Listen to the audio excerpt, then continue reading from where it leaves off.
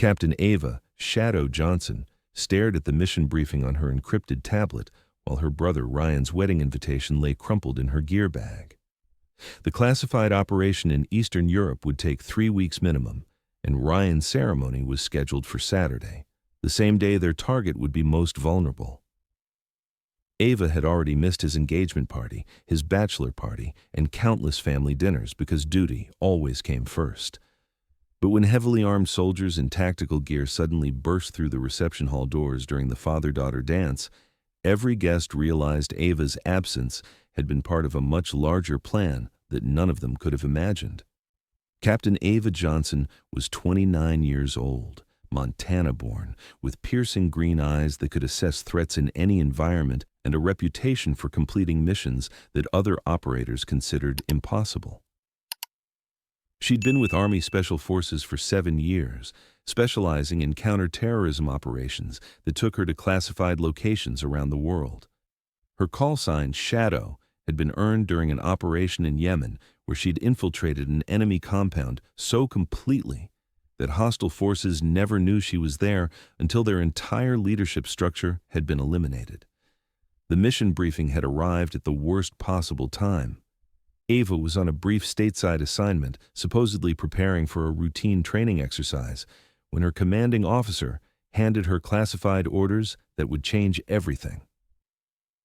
A high-value terrorist target, codenamed Venom, had been located in a remote facility in Eastern Europe. Intelligence indicated he was planning a coordinated attack on American civilian targets that would surpass anything seen since 9/11. But the window for the operation was narrow. Venom would be vulnerable for exactly 72 hours, beginning this Saturday at 1400 hours Eastern European time. The same Saturday that Ryan Johnson would be marrying Emma Rodriguez in a ceremony that had been planned for 18 months. Ava stared at her brother's wedding invitation, handwritten in Emma's elegant script. Captain Ava Johnson and guest, we can't wait to celebrate with you. The ceremony was scheduled for 2 p.m. at Sacred Heart Cathedral, followed by a reception at the Heritage Ballroom downtown. Ryan had asked Ava to give a toast about family, duty, and the bonds that couldn't be broken by time or distance. Instead, Ava would be 4,000 miles away, leading a classified operation that could prevent thousands of American deaths, but would cost her another irreplaceable family moment. Captain Johnson, said Colonel Patricia Steele Harrison, her commanding officer, I understand the personal conflict this creates. The timing is unfortunate, but intelligence indicates this is our only opportunity to neutralize this threat before it becomes operational. Ava nodded, her expression revealing nothing of the emotional turmoil beneath. Ma'am, what's the mission profile? Infiltration and elimination of high-value target, plus recovery of intelligence materials that could prevent additional attacks. Your team will insert via halo jump, conduct the operation, and extract within 18 hours. Clean, quiet, and completely deniable. Team composition. You'll lead a 4-person unit, Staff Sergeant Williams, Corporal Thompson, and Specialist Davis. All volunteers, all aware of the operational timeline. Ava looked at the mission parameters one more time. Saturday, 2 p.m. Eastern European Time would be 8 a.m. in Montana. While Ryan was preparing for his wedding ceremony, Ava would be jumping from 30,000 feet into hostile territory. Ma'am, I accept the mission. Colonel Harrison studied Ava's face, recognizing the cost of the decision she'd just made. Captain, your brother will understand. Military families make these sacrifices. Yes, ma'am. He will understand. But that doesn't make it easier. The call to Ryan was the hardest conversation Ava had ever initiated. Ava, please tell me you're not about to say what I think you're about to say. Ryan's voice carried disappointment even before she'd explained the situation. Ryan, I got emergency deployment orders. I can't be there Saturday. The silence stretched for 15 seconds. Ava, you promised. You gave me your word that nothing would keep you from being there. Emma has been planning this for months. Mom and Dad are flying in from Oregon. Uncle Marcus is coming from Denver specifically to see you. I know, Ryan. I know what this means, and I know what I'm asking you to understand.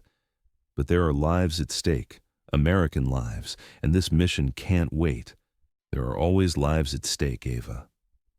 There's always another mission, another emergency, another reason why the military comes before family. When does it end? Ava closed her eyes, knowing her brother was right. She'd missed his high school graduation for a deployment in Syria.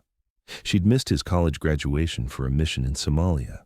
She'd missed their mother's 60th birthday party for an operation she still couldn't discuss. Ryan, if there was any other way— No, Ava, I get it. Duty first, always duty first. Emma understands. Mom and Dad understand. I understand, but that doesn't mean it doesn't hurt. The line went quiet again. Ryan, I'm going to make this up to you. When you get back, I'll be married to Emma, and you'll have missed the most important day of my life. There's no making that up, Ava. Some moments only happen once. The mission began exactly as planned. Ava's team inserted via halo jump at 0200 hours Eastern European Time, landing in a forest clearing 6 kilometers from the target facility. The intelligence was accurate. Venom was present, along with detailed planning materials for attacks on American shopping centers, airports, and schools. What intelligence hadn't revealed was the scope of the operation Venom was coordinating. "Shadow, we've got a problem," reported Staff Sergeant Michael Williams as he examined computer files recovered from Venom's command center. "This isn't just planning future attacks. They've got an active cell operating in the United States right now." Ava moved to Williams's position, studying the encrypted communications on the captured laptop. "What kind of active cell?" "Looks like they're targeting wedding venues, large gatherings where security is minimal and casualties would be maximum. They've been surveilling multiple locations for weeks." Ava felt her blood turn cold as she continued reading.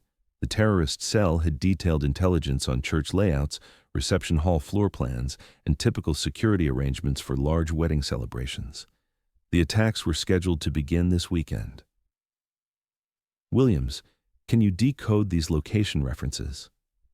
Williams worked on his portable decryption device while Ava coordinated with Base Command via encrypted satellite communication. The mission had just become exponentially more complex. "Shadow, I've got partial decryption on 3 targets," Williams reported 15 minutes later. "All wedding venues, all scheduled for major events this weekend. 1 in California, 1 in Texas, and 1 in—" He paused, checking his decryption again. "Montana, Sacred Heart Cathedral in Billings." Ava stared at the screen, reading intelligence that confirmed her worst fears. Ryan's wedding wasn't just an event she was missing. It was a target the terrorist cell had been planning to attack. Have you ever realized that the choice you thought was wrong was actually the only choice that could save the people you love? The next 6 hours became a blur of tactical decisions that would determine whether Ava could prevent multiple terrorist attacks while getting to her brother's wedding before it was too late. First, she had to complete the original mission, eliminate Venom and secure the intelligence that would identify all members of the domestic terrorist cell. Venom's compound was fortified, but not impregnable.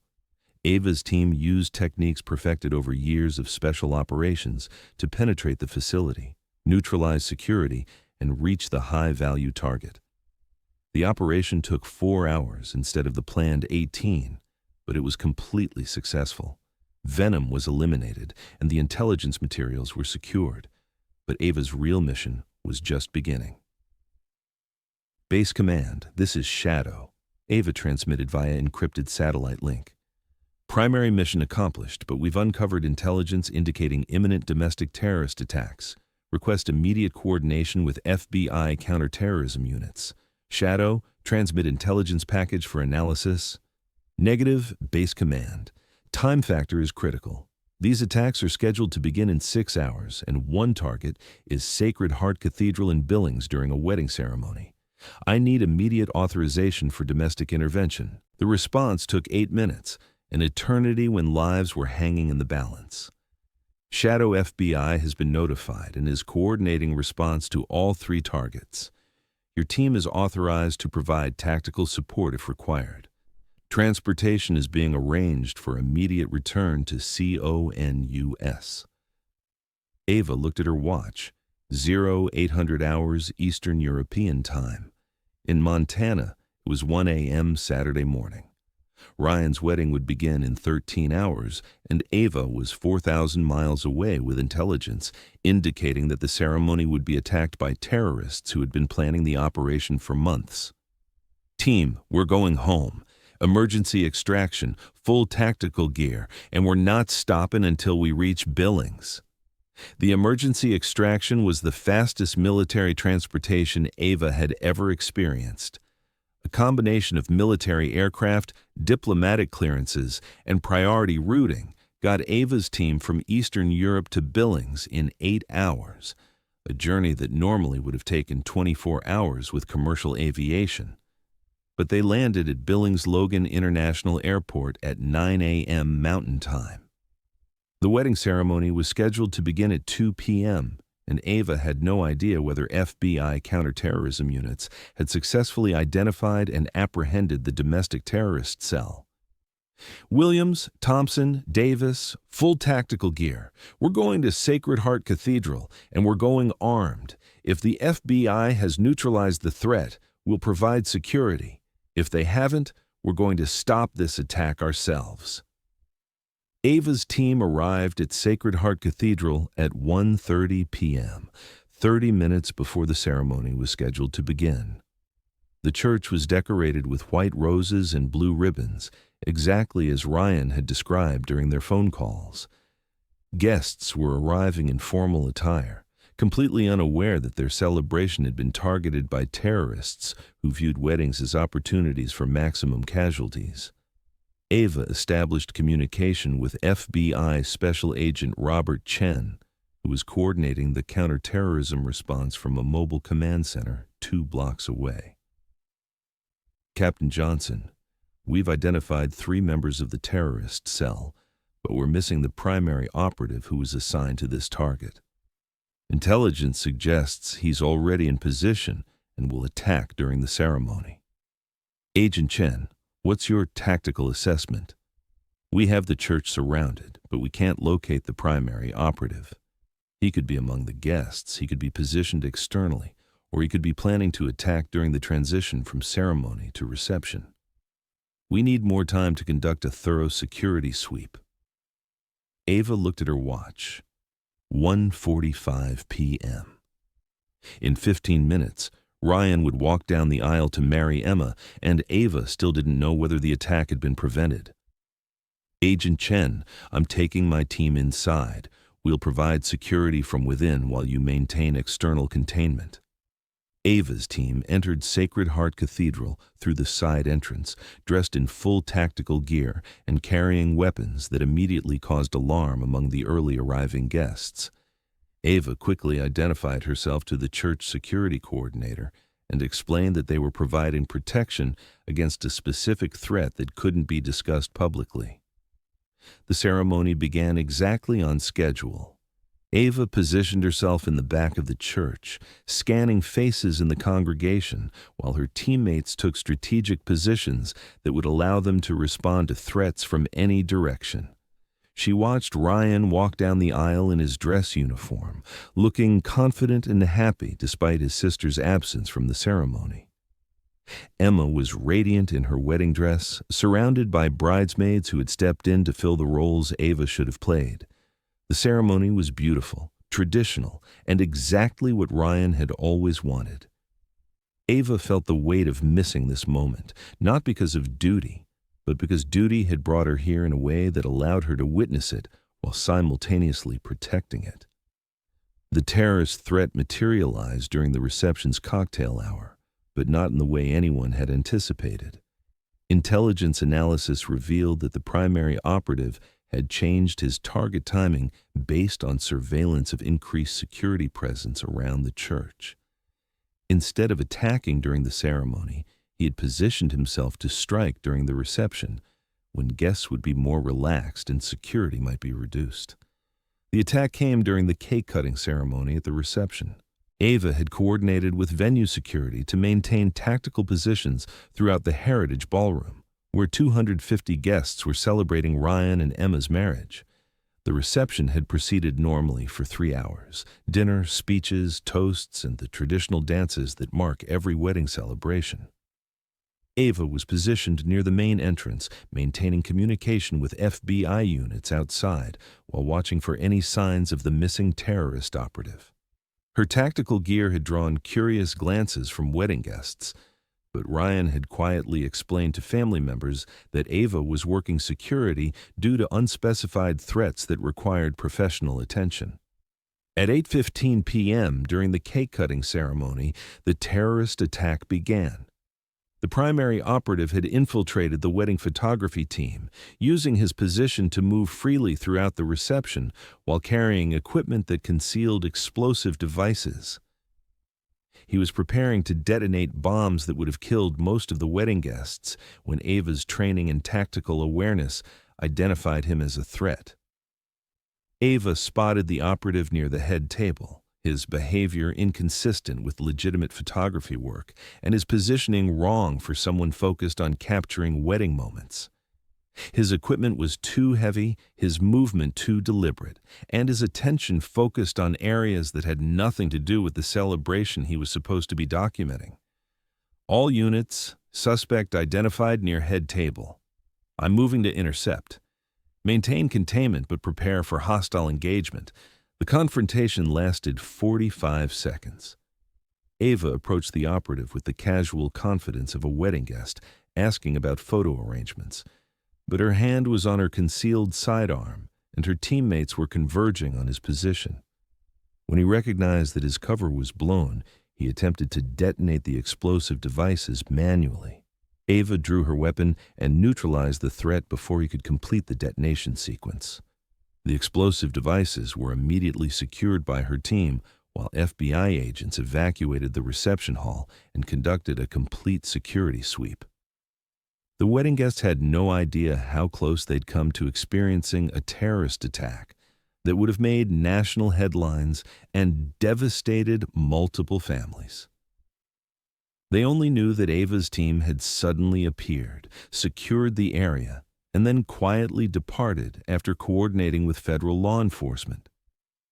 Ryan and Emma's wedding reception continued after a brief delay, and Ava watched from outside the building as her brother danced with his new wife, surrounded by family and friends who were alive, because duty and love had intersected in ways that none of them would ever fully understand. "Ava," Ryan said when he found her in the parking lot after the reception, "I need to apologize. I had no idea." "Ryan, you had every right to be angry. I missed your engagement party, your bachelor party, and I almost missed your wedding. From your perspective, it looked like I was choosing work over family. But you weren't choosing work over family. You were choosing to protect family." Ava looked at her brother, still in his wedding tuxedo, standing next to the woman who was now his wife.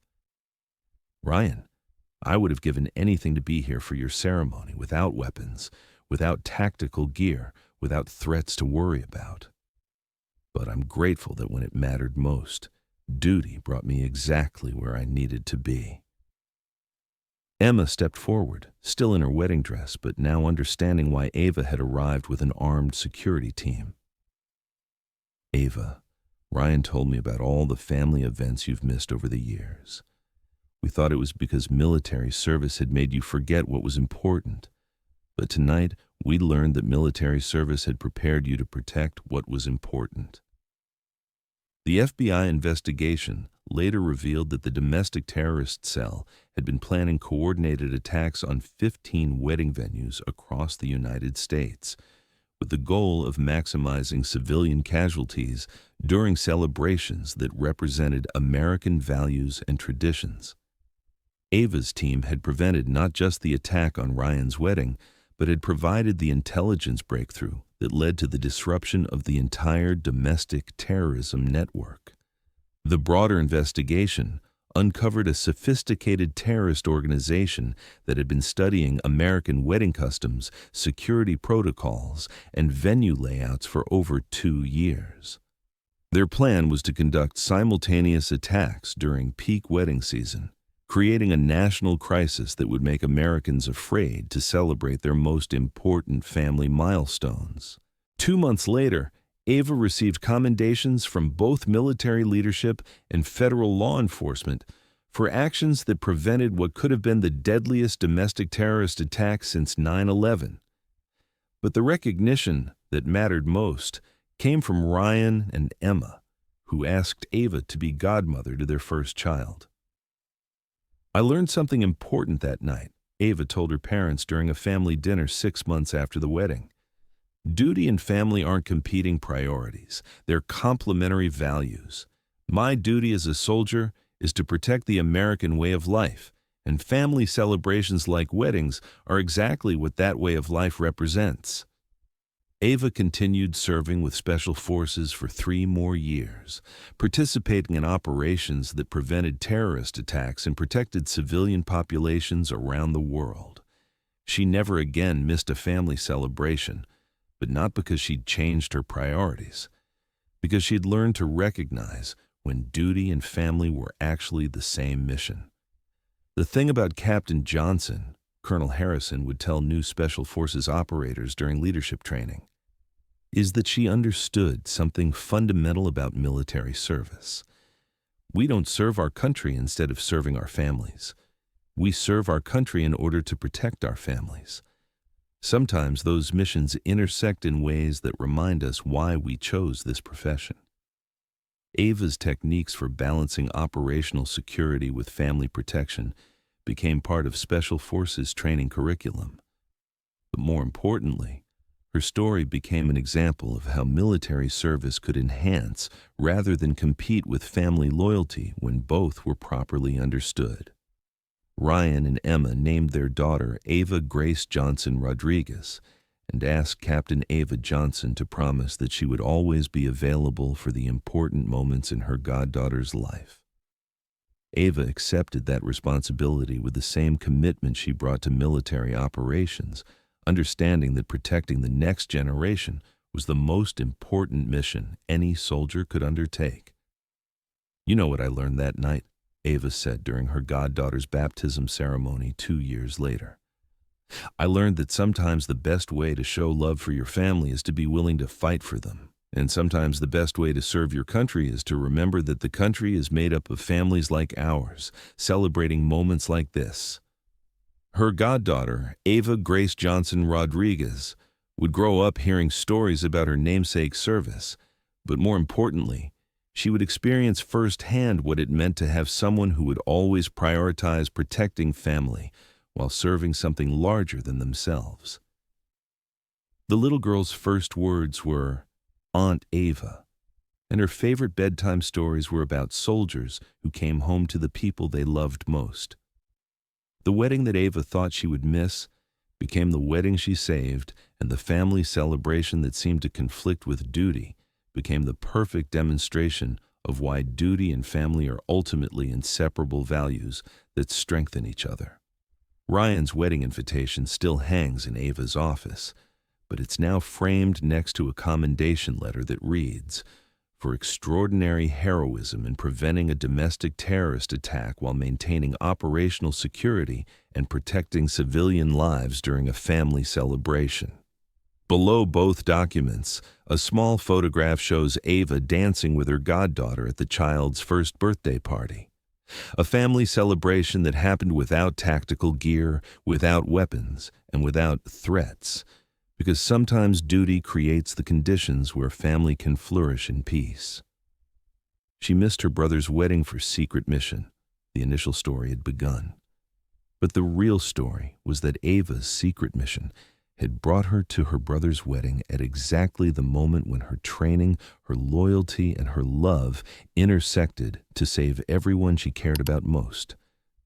Because sometimes the most important victories aren't achieved on distant battlefields. They're won in church pews and reception halls where families gather to celebrate the values that make life worth protecting.